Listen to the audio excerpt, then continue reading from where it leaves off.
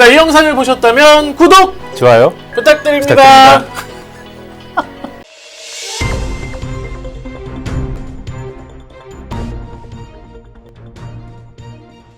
네, 안녕하세요. KB증권 이승종입니다. 새해 매크로 이슈 중에서 오늘 인플레이션에 대해서 좀 다뤄볼 예정인데요. 인플레이션 전문가죠. 제 옆에 보시고 한번 소개를 나눠보도록 하겠습니다. 안녕하세요. 안녕하세요. 네, 본인 소개 좀 부탁드릴게요. 네, 안녕하세요. 매크로팀에서 글로벌 경제 맡고 있는 김두원입니다. 네. 네, 반갑습니다.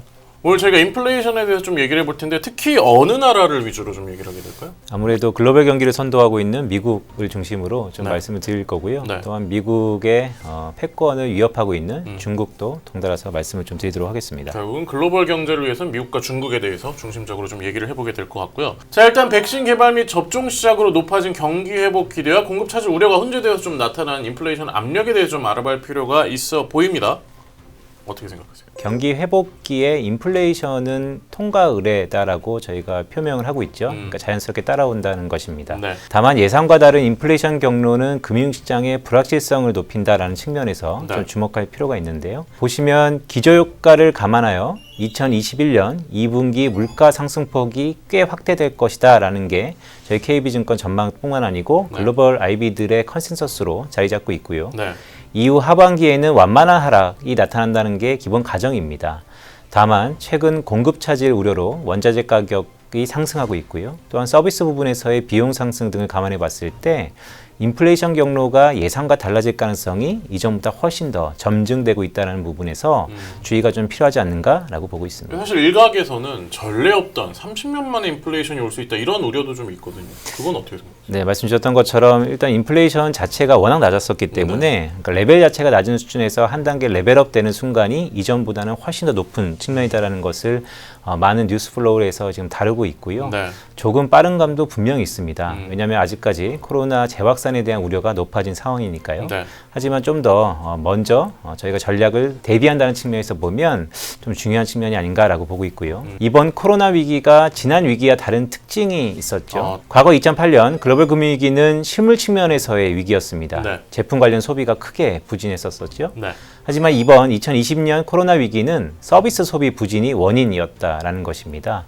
따라서 향후 백신의 상용화가 꽤 빠르게 진척될 경우를 저희가 가정해 보면 네. 서비스 소비 측면에서의 공급 부진이 물가 상승으로 나타날 가능성이 매우 높아졌다. 즉 이는 모두에서 언급한 것처럼 우리가 예상과 다른 물가 경로로 인해서 금융시장의 불확실성 요인으로 작용할 소지가 있다는 것에서 주의가 필요한 부분입니다. 그리고 또 어떤 모습을 관찰할 수 있을까요? 네, 그러다 보니까 미국의 주요 소비자 물가 품목들 중에서 저희가 캐치업할 수, 즉 주목할 수 있는 부분이 있습니다. 네. 무슨 얘기냐면 코로나 위기 이후에 급락을 보였던 품목들이 있죠. 네. 말씀드렸던 것처럼 여행 관련된 항공료라든지 맞아요. 아니면 숙박비 네. 이런 것들이 꽤 크게 하락했는데 제가 오늘 계속해서 말씀드리고 있는 것은 나중에 경기가 좋아지면요. 네. 우리가 일상생활로 돌아갈 가능성이 높다라고 측면으로 본다면 이들 품목들의 가격이 다시 한번 상승할 요인들이 있어서 지금부터 이 부분을 주목하자라는 말씀을 드리는 거고 네. 실업률과 상관관계가 있는 주거비의 상관관계가 있는 차트입니다. 네. 보시는 것처럼 실업률이 하락하면 네. 즉 고용시장이 개선되면 그와 연동돼서 주거비 상승이 나타났다는 것이죠.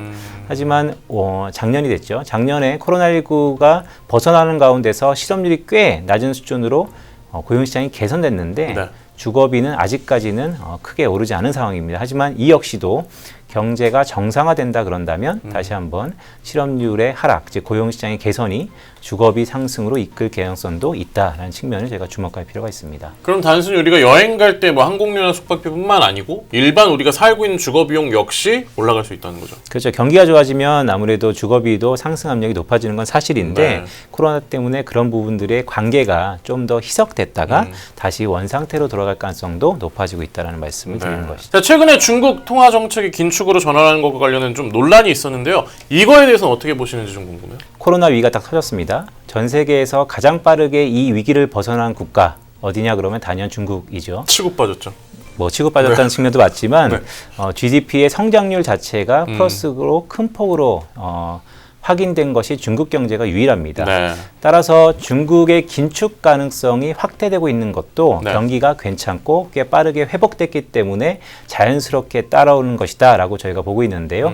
하지만 현재 마이너스를 보이고 있는 중국의 생산자 물가 상승률을 보면 네. 앞으로 2021년도 상반기 이 부분도 역시 플러스 전환 가능성을 저희가 조심스럽게 예상해 볼 수 있다라는 말씀을 드립니다. 생산자 물가 상승률이 플러스로 전환된다는 건 어떤 의미예요? 네, 그게 아마 키포인트인데요. 네. 보시는 것처럼 생산자 물가라는 것이죠. 생산자. 중국의 생산자 물가 상승률과 인민은행 간의 긴축 사이클을 결정하는 주요 요인이다라고 보고 있습니다. 네. 과거 제가 박스로 3가지 정도를 추려놨는데 3번의 긴축 사이클로 인해서 보면 당시 중국의 생산자 물가가 증가율 자체가 5에서 6% 정도 증가했을 때는 네. 여지없이 중국 인민은행이 긴축 사이클로 돌아서더라라는 말씀을 드리는 것이죠. 네. 자, 그렇다면 최근에 모두에 말씀드렸던 것처럼 아직까지 중국의 생산자 물가는 마이너스 국면에 있습니다. 하지만 향후 플러스로 전환될 가능성이 높고 그 상승폭 자체가 과거와 똑같이 5에서 6%로 도달된다면 네. 중국의 긴축 가능성도 저희가 충분히 염두할 필요가 있다라는 말씀을 미리 좀 드리는 것이고요. 네. 여기에 연장선상에서 투자 포인트 중에 하나는 중국의 비용 상승이 지금 물가가 오르는 거 아닙니까? 네. 비용 상승이 전 세계적으로 인플레이션을 수출할 수 있다는 점에서도 조금 주목할 필요가 있지 않는가라고 말씀을 드리는 겁니다. 아무래도 세계 무역의 중심에 있는 게 중국이기 때문에 그 정책 자체가 전 세계에도 영향을 끼칠 수 있다라고 좀 볼 수 있을 것 같아요. 그렇죠. 글로벌 밸류 체인이라 그래서 네. 그러니까 코로나 위기 때문에 글로벌 밸류 체인이 변하고 있는 건 사실입니다. 네. 하지만 급작스럽게 변하기보다는 이전의 글로벌 밸류 체인이 어느 정도 이어진다는 측면에서 중국의 비용 상승이 전 세계적으로 뻗어나갈 수 있는 부분도 우리가 주목할 필요가 있다는 말씀을 드립니다. 조금 쉽게 첨언을 드리자면 그 인민은행, 중앙은행이 긴축한다는 건 결국 돈을 안 푼다. 걷어들인다. 돈을 안 풀고 걷어들인다는 거니까 시중에 돈이 별로 없잖아요. 그럼 돈의 가치가 어떻게 될까요? 돈의 가치는 수급에 의해서 가치가 상승하는 것이죠. 그렇죠. 그러다 보니까 우리가 흔히 얘기하는 인플레이션이 오고 물가고도 오르고 그게 여러 가지 영향을 미친다 이런 얘기잖아요. 그렇죠. 네. 뭐 조금 쉽게 보시면 될 것 전문가분들이 얘기하실 땐 요 과정이 빠져서 굉장히 어렵게 이해를 할 수가 있기 때문에 잠깐 좀 첨언을 해봤고요. 오늘 2021년 금융시장 이슈가 될 매크로 이슈 좀 점검을 해봤는데 마지막으로 또 한마디 정리하면 어떨까요? 네, 오늘 오랜만에 나와서 조금 미리 전략적인 포인트를 말씀을 드렸어요. 네. 왜냐하면 아직까지 코로나19에 대한 불안감 때문에 전 세계가 고충을 겪고 있죠. 네. 이 시점에서 무슨 회복이냐라고 다소 조금 온도차를 달리 느끼실 수 있는 부분도 분명히 있지만 2021년 글로벌 경제, 특히 금융시장은 미리 저희가 대비를 해야 됩니다. 그런 측면에서 보면 인플레이션 압력 반드시 오기 때문에 이 부분들을 좀 주목하면서 전략 포인트를 가져가자는 측면에서 네. 오늘 인플레이션에 대해서 말씀을 드렸습니다. 일단 오늘 백신이 다 개발되고 접종을 시작했다고 얘기도 듣고 있고 이래서 코로나가 좀 종식돼간다 아니면 좀 나아질 수 있다는 상황을 가정해서 지금 우리가 예측을 해본 거잖아요. 그렇죠. 그러니까 안 온다라기보다는 시간과 시기의 문제라는 측면에서 네. 미리 대비할 필요가 있다라는 말씀을 드립니다. 코로나가 잠잠해질수록 오히려 이런 면에 좀 대비를 해봐야 되지 않을까라고 좀 생각해 볼 수 있는 시간이 아니었나 싶고요. 오늘 나와주셔서 대단히 감사드리면서 다음에도 또 자주 알겠습니다. 다음엔 또 라이브로 알겠습니다. 알겠습니다.